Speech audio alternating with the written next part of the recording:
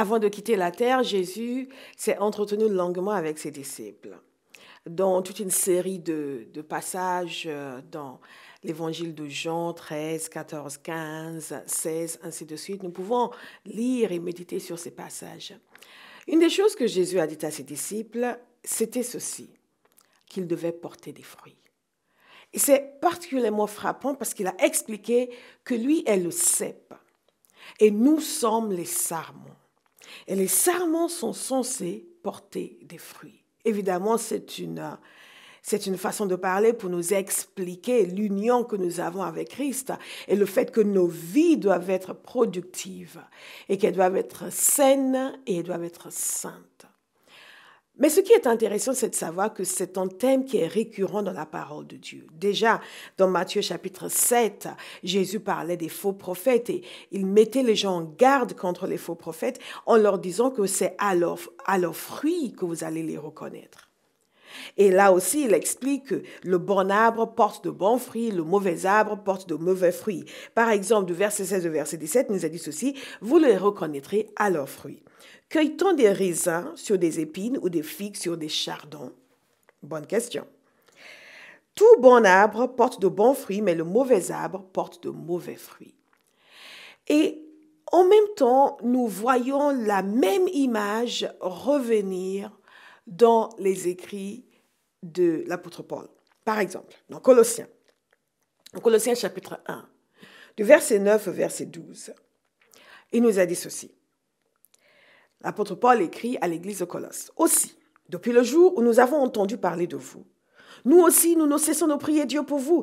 Nous lui demandons qu'il vous fasse connaître pleinement sa volonté, en vous donnant par le Saint-Esprit une entière sagesse et un parfait discernement. Ainsi, vous pourrez avoir une conduite digne du Seigneur et qui lui plaise à tous égards, car vous porterez comme fruit toutes sortes d'œuvres bonnes. » Cela revient constamment. Celui qui se joint à Christ est censé porter des fruits. Quand nous regardons par exemple dans Galates, il est question de fruits de l'esprit. Donc, qu'est-ce que cela veut dire? Si nous voulons porter des fruits, nous devons savoir en quoi consistent les fruits. Il ne s'agit pas de pommes ni d'abricots, non. Il s'agit de quelque chose qui ressort de nos vies.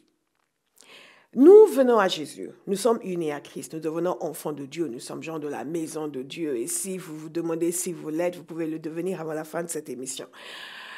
Et ensuite, qu'est-ce qui se passe? Pour beaucoup de gens, ça veut dire que je commence à aller à l'église une fois par semaine ou 2 fois par semaine. Je commence à prier un petit peu, lire ma Bible et utiliser le langage chrétien. Mais c'est plus que cela. Il y a un développement intérieur que Dieu veut faire en nous. Il y a une transformation que Dieu veut opérer en nous. Il y a un changement radical que Dieu veut opérer en nous. Dieu ne nous change pas avant notre conversion, il nous change après notre conversion. Il y a beaucoup de personnes qui pensent qu'elles ne sont pas assez bonnes pour venir à Dieu parce qu'elles pensent que Dieu prend les gens qui sont bien. Jésus est venu chercher des gens comme vous et moi, des gens qui ne sont pas bien. Et il est venu nous rendre comme lui-même. Ce qui se passe, c'est qu'après la conversion, il y a un processus de transformation qui s'opère, un processus par lequel Dieu nous façonne et où nous commençons effectivement à porter des fruits. Donc, qu'est-ce que c'est porter des fruits? Porter des fruits, c'est dans nos attitudes, c'est dans nos actions, c'est dans ce que nous sommes à l'intérieur qui produit des actions. Dieu opère une transformation. Les attitudes et les actions.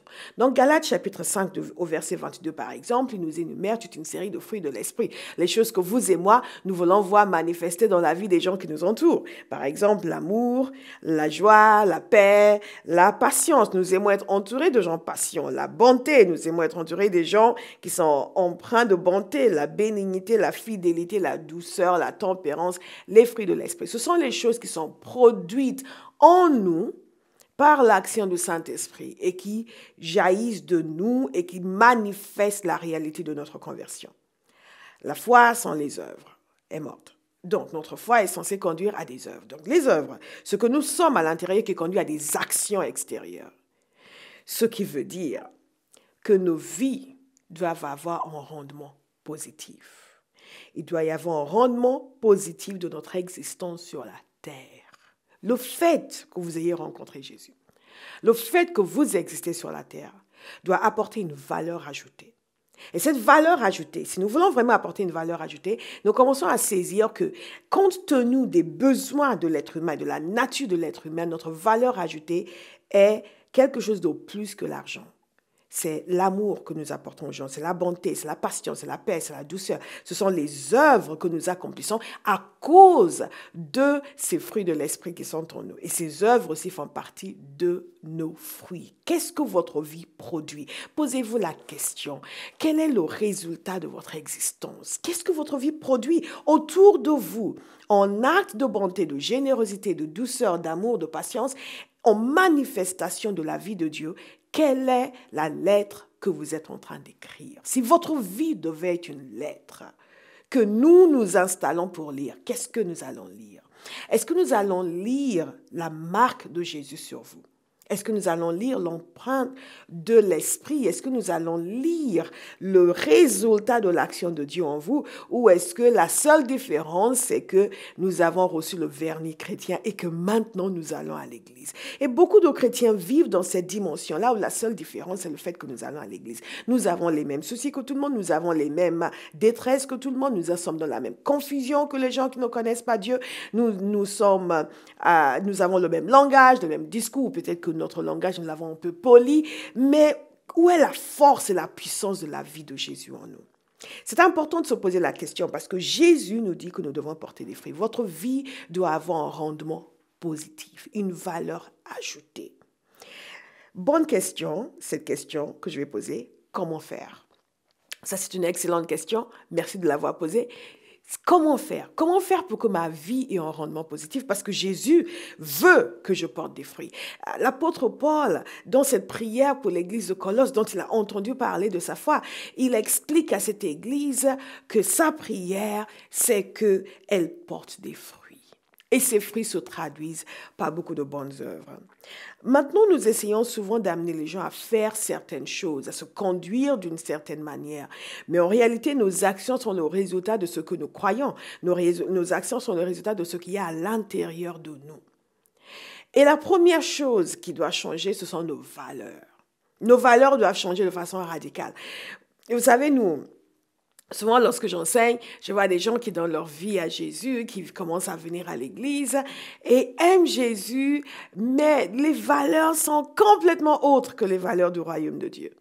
Et donc, nous devons commencer progressivement à dire, oui, mais tu sais, dans l'économie de Dieu, voilà comment les choses fonctionnent. Dans l'économie de Dieu, voilà comment on réfléchit. Voilà, 2 plus 2 égale 4 et pas 5. Et même si le monde a dit que ça égale 5, en réalité, c'est 4.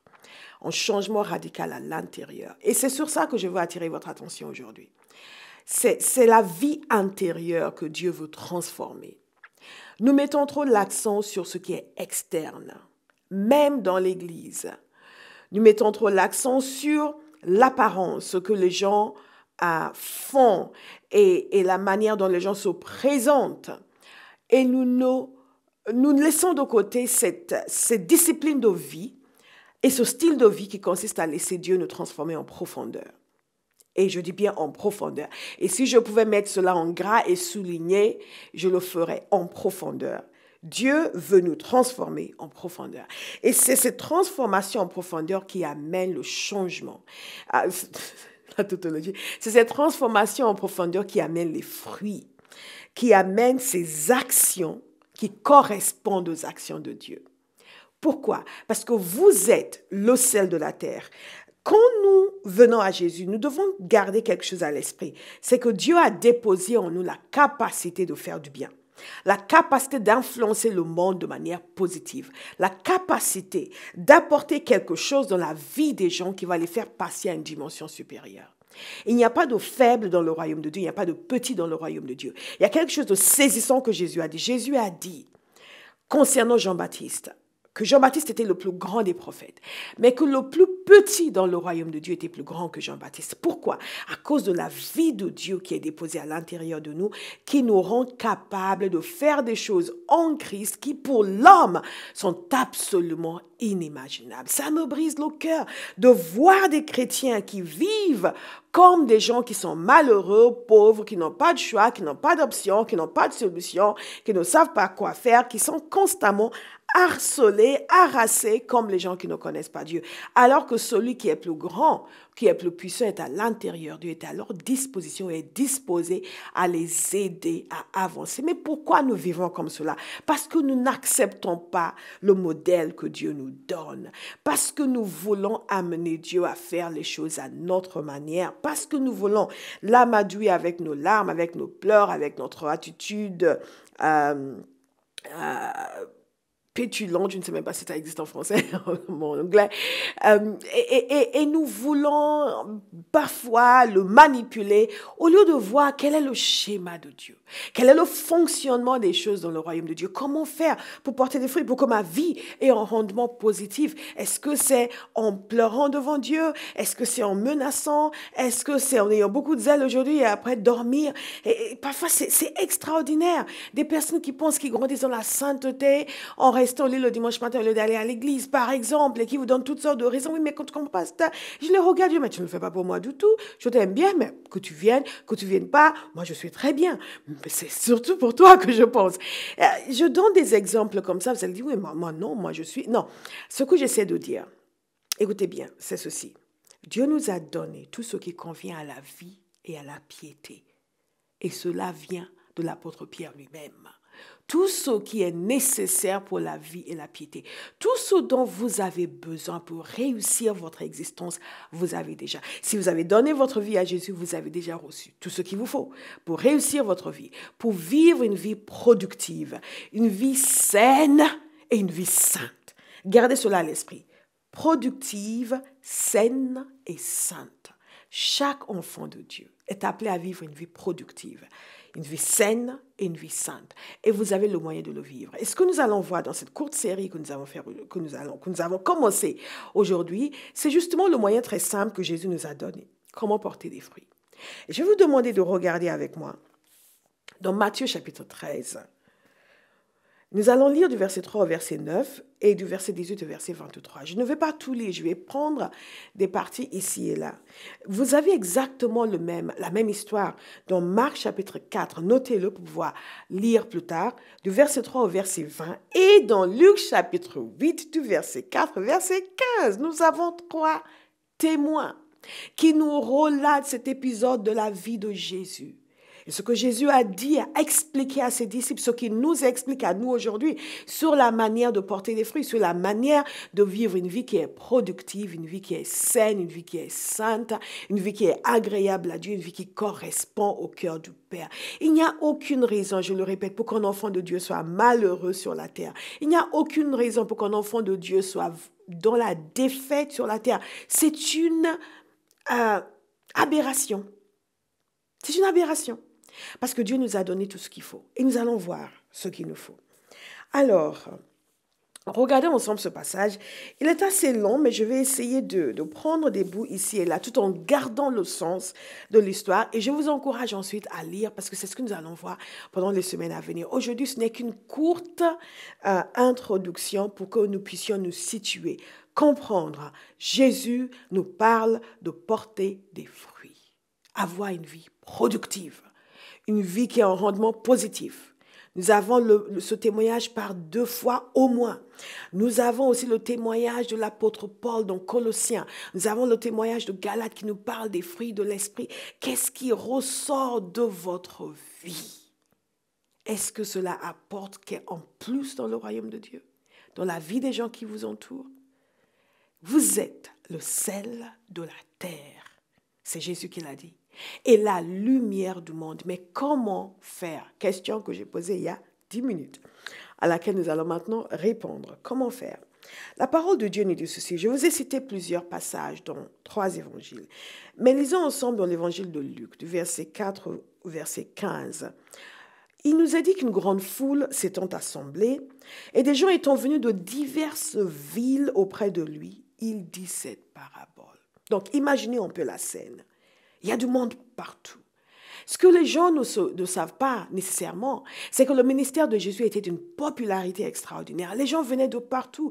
Il faisait ses tournées. Les gens venaient des villes de la Galilée, venaient de la Judée, venaient même de Jérusalem, de la Décapole, les villes grecques. Les gens venaient de partout et le suivaient. et l'écoutaient. Donc, il y avait ces foules autour de lui. Et à ces foules, Jésus a commencé à dire ceci. Écoutez attentivement. Un semeur sortit pour semer sa semence. Comme il semait, une partie tomba le long du chemin. Elle fut foulée aux pieds et les oiseaux du ciel la mangèrent. Une autre partie tomba sur le roc. Quand elle fut levée, elle sécha parce qu'elle n'avait point d'humidité. Une autre partie tomba au milieu des épines. Les épines crurent avec elle et l'étouffèrent. Une autre partie tomba dans la bonne terre. Quand elle fut levée, elle donna du fruit au centuple. Après avoir parlé ainsi, Jésus dit à haute voix que celui qui a des oreilles pour entendre, entende. Ses disciples lui demandèrent ce que signifiait cette parabole. Il répondit, « Il vous a été donné de connaître les mystères du royaume de Dieu. Mais pour les autres, cela leur est dit en parabole, afin qu'en voyant, ils ne voient point, et qu'en entendant, ils ne comprennent point. Voici ce que signifie cette parabole. La semence, c'est la parole de Dieu. Ceux qui sont le long du chemin, ce sont ceux qui entendent, puis le diable vient et enlève de leur cœur la parole de peur qu'ils ne croient et soient sauvés. Ceux qui sont sur le roc, ce sont ceux qui, lorsqu'ils entendent la parole, la reçoivent avec joie. Mais ils n'ont point de racines. Ils croient pour un temps et ils succombent au moment de la tentation. Ceux qui est tombé parmi les épines, ce sont ceux qui, ayant entendu la parole, s'en vont et la laissent étouffer par les soucis, les richesses et les plaisirs de la vie, et ils ne portent point de fruits qui viennent à maturité. Ceux qui est tombé dans la bonne terre, ce sont ceux qui, ayant entendu la parole avec un cœur honnête et bon, la retiennent et portent du fruit avec persévérance. Très intéressant. Ce que nous voyons ici, c'est une parabole que Jésus a racontée. Une parabole, c'est une histoire qui sert à illustrer une vérité. Et Jésus raconte donc cette parabole sur ces 4 terres. On l'appelle la parabole du semeur, mais je pense qu'on aurait plutôt l'appelé la parabole des 4 terres. Sur ces 4 terres sur lesquelles le semeur a semé sa semence. Il y a une chose qui est frappante ici. C'est que la seule différence, c'est au niveau des terres. Le semeur est le même et la semence est exactement la même. Et nous savons de quoi il s'agit, parce que dans ce passage de Luc, chapitre 8, verset 11, Jésus, en leur expliquant la parabole, leur dit la semence, c'est la parole de Dieu. Donc, nous sommes en train de parler de la manière de porter des fruits.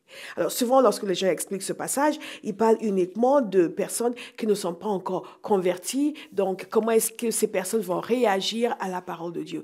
Mais en réalité, la parole de Dieu est pour nous tous.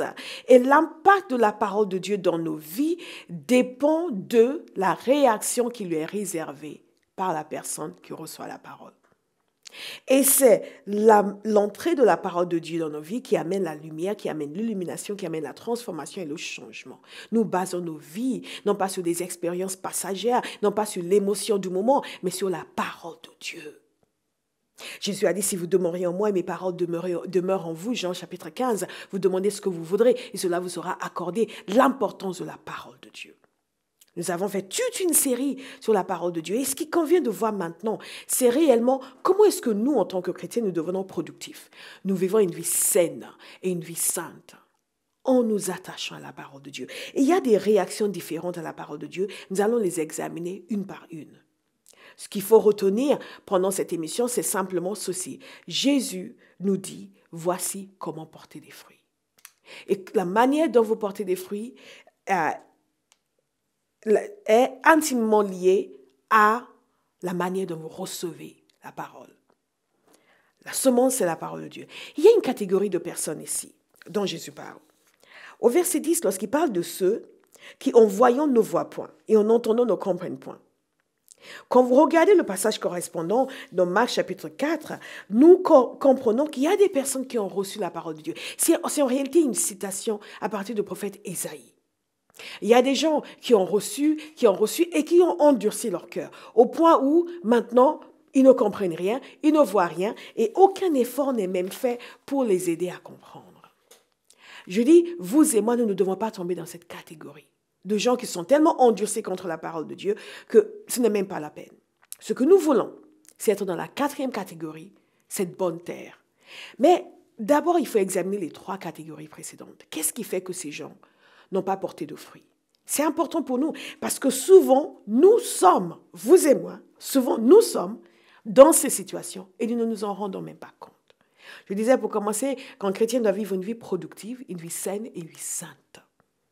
Et nous allons examiner comment faire à travers la parole de Dieu. Donc, comme dit précédemment, la semence est la parole de Dieu. Le semeur sort pour semer. La terre reçoit. La condition de la terre, la réaction de la terre détermine ce qui va se passer. Très rapidement, les 4 terres. Nous voyons d'abord la terre qui est dure, le long du chemin. Qu'est-ce qui se passe? C'est là où les gens marchent. Et il nous est dit que les gens l'ont foulée aux pieds. Elle fut foulée aux pieds. Parce que les gens marchent sur le chemin. Quand la terre vient d'être labourée, parfois le chemin aussi est labouré avec. Et vous ne voyez pas tout de suite que c'est le chemin. Dès que les gens recommencent à marcher dessus, c'est clair. Tout ce qui a été semé dessus, foulé aux pieds, et c'est fini. Nous allons examiner cela de près et voir de quoi il s'agit. Ensuite, la deuxième chose, c'est la semence qui tombe sur le roc, donc sur la terre pierreuse. Vous avez une surface de terre et en dessous, c'est le roc. La semence tombe, mais la semence ne porte pas de fruits. Là non plus. Qu'est-ce qui se passe? Elle sèche parce qu'il n'y a pas d'humidité. La troisième chose, c'est la partie qui est tombée au milieu des épines. On commence déjà à imaginer au milieu des épines, qu'est-ce que ça veut dire? Oui, étouffé. Les épines croissent, la semence, la plante croît et les épines l'étouffent. Pas de fruits. Et bien entendu, il y a la 4e terre. Qu'est-ce que cela veut dire? Cela veut dire que nous devons faire attention à notre manière de recevoir la parole. Jésus a terminé en disant que celui qui a des oreilles pour entendre, entende. La question est de savoir si vous et moi, nous avons des oreilles pour entendre. Et il nous a dit aussi de prendre garde à notre manière d'écouter. Prendre garde à notre manière d'écouter. S'il y a quelque chose qui est essentiel pour nous en tant que chrétiens par rapport à la parole de Dieu, c'est que nous prenions garde à notre manière d'écouter. Nous ne sommes pas suffisamment attentifs. Nous faisons des cours dans notre église où les gens sont amenés à écrire, à décortiquer des passages, à restituer un enseignement qu'ils ont entendu. Et au fur et à mesure qu'ils le font, nous voyons le progrès. Nous voyons les gens commencer en retenant très peu et au fur et à mesure que les semaines passent, il y a un vrai changement. C'est qu'ils ont commencé à écouter. Vous pouvez être assis dans une église et entendre le quart de ce qui est dit. Or, ce que nous entendons de Jésus ici, c'est que la parole de Dieu doit être reçue d'une certaine façon, que nous devons prendre garde à notre manière de recevoir la parole. Et c'est notre manière de recevoir la parole qui détermine ce que la parole de Dieu fait dans nos vies et la réussite de nos vies. Jésus a dit ceci: l'homme ne vivra pas de pain seulement, mais de toute parole qui sort de la bouche de Dieu. Méditez cela. Quand nous lisons les passages de la parole de Dieu, parce que nous demandons souvent aux gens de décortiquer un verset, d'expliquer ce verset, d'aller en profondeur. Et nous voyons dans quelle mesure les gens ont pris l'habitude d'être attentifs à la parole de Dieu. Il convient de prendre une décision, de voir la parole de Dieu comme plus que de divertissement dominical. Nos prédicateurs prêchent et crient et hurlent et nous sommes excités. Yes, alléluia. Mais qu'est-ce que nous avons retenu? La crise spirituelle que nous vivons dans l'Église aujourd'hui est le résultat de la négligence vis-à-vis de la parole de Dieu. Tous ces chrétiens qui n'ont aucune autonomie spirituelle, qui n'ont aucune force, c'est le résultat de la négligence vis-à-vis de la parole de Dieu. Mais je suis convaincue que les choses sont en train de changer. Nous voyons de plus en plus de gens qui ont soif de la parole de Dieu, qui veulent connaître. Et dans le monde charismatique en particulier, ce n'est pas une critique gratuite, je suis charismatique. Dans le monde charismatique en particulier, nous mettons tellement l'accent sur l'action de l'esprit que nous sommes presque à tirer une opposition entre l'assiduité dans la méditation de la parole de Dieu et la liberté de l'esprit. Et il n'y a aucune opposition. Jésus nous a expliqué que c'est le Saint-Esprit qui va nous enseigner, qui nous conduit dans toute la vérité. Et ce que nous voyons ici, c'est que toutes les impositions de main que nous pouvons recevoir ne peuvent pas remplacer la parole de Dieu. Je vous invite à faire ce court voyage avec nous pendant les 3-4 semaines à venir où nous allons examiner de près cette parabole des 4 terres pour voir comment devenir productif, comment vivre une vie saine et une vie sainte. Et quelles sont les choses qui nous empêchent de connaître à fond la parole de Dieu et de voir son impact dans nos vies. Dans quelques semaines, nous allons terminer cet enseignement et nous allons passer à un autre enseignement sur la guérison. Et j'ai hâte que nous puissions commencer cet enseignement sur la guérison parce que nous aurons posé le fondement avec la parole de Dieu. Et nous allons voir dans la parole de Dieu ce que Jésus a fait, comment Jésus a touché, comment Jésus a guéri. Et quand nous avons ce fondement de la parole de Dieu, nous allons pouvoir passer à d'autres dimensions de l'action de Dieu dans nos vies. Nous allons porter des fruits.